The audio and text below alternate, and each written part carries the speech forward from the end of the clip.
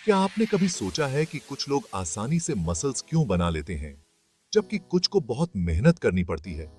या कुछ डाइट्स कुछ लोगों पे जादू की तरह काम करती है, पर कुछ के लिए बेकार साबित होती हैं?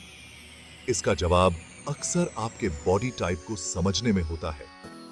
हमारी पर्सनैलिटी की तरह हमारे शरीर भी अलग-अलग शेप और साइज में आते हैं। हर एक के अपने यूनिक फीचर्स होते हैं।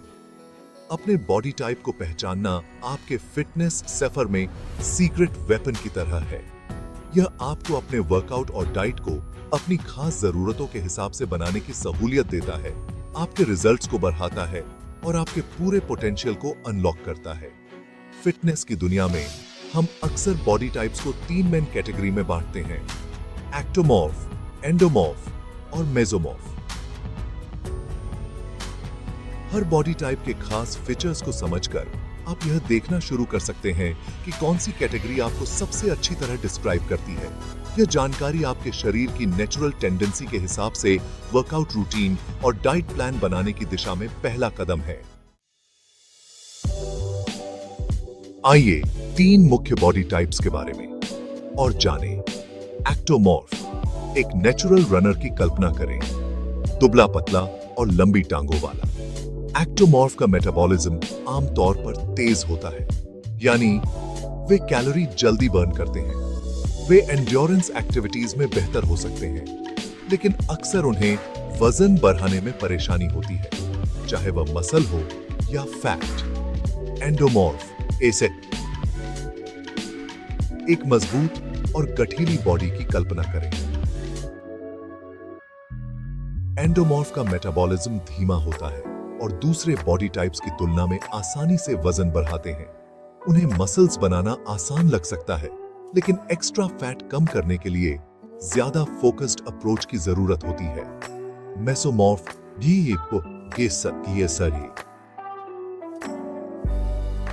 एक एथलेटिक बॉडी की कल्पना करें जो नेचुरली स्ट्रॉन्ग और मस्कुलर हो।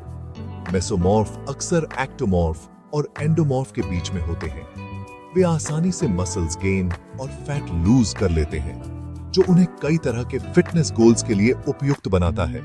याद रखें, ये बस ब्रॉड कैटेगरीज हैं और बहुत से लोगों में एक से ज्यादा बॉडी टाइप्स के फीचर्स होते हैं। मकसद यह नहीं है कि आप पूरी तरह से एक ही बॉक्स में फिट हो जाएं, बल्कि इन डिस्क्रिप्शन को अपने शरीर की टेंडेंसी को समझने के लिए शुरुआती बिंदु के रूप में इस्तेमाल करें।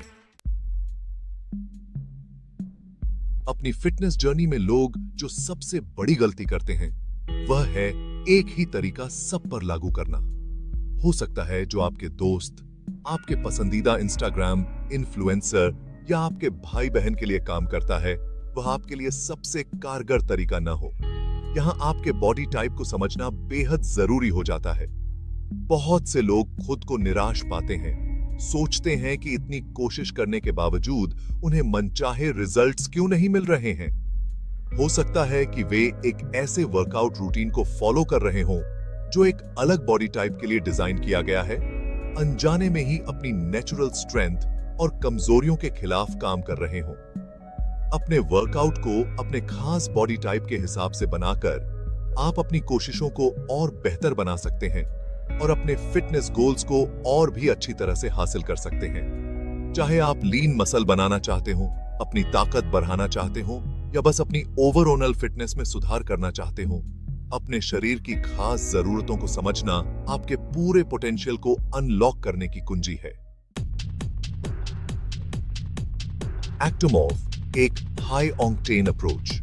एक्टोमॉर्फ के लिए सबसे जरूरी है मसल ग्रोथ को बढ़ाना और ज्यादा कैलोरी बर्न होने से बचना, यानी कम समय के ज्यादा इंटेंस वर्कआउट पर फोकस करना चाहिए जो कंपाउंड एक्सरसाइज को प्राथमिकता दें।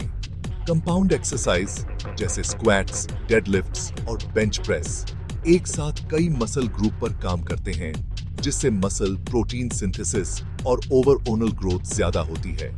चूंकि एक्टोमॉर्फ में कैलोरी जल्दी बर्न करने की क्षमता होती है, इसलिए इन कारगर एक्सरसाइज को शामिल करने से उनके वर्कआउट के समय का सबसे अच्छा इस्तेमाल हो पाता है।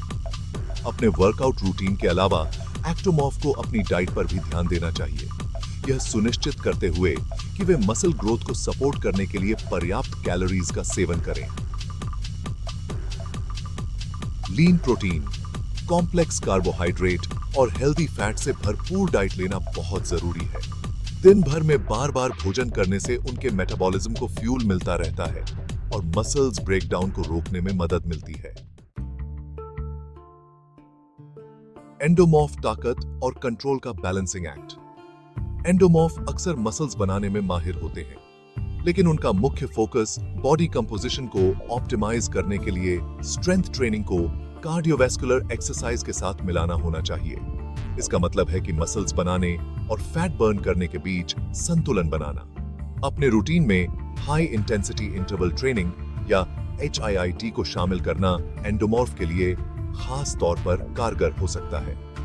HIIT वर्कआउट में इंटेंस एक्सरसाइज के छोटे छोटे बर्स्ट और बीच बीच में थोड़े समय के लिए आराम करने को शामिल किया जाता है, जिससे मेटाबॉलिज्म बढ़ता है और फैट लॉस को बढ़ावा मिलता है।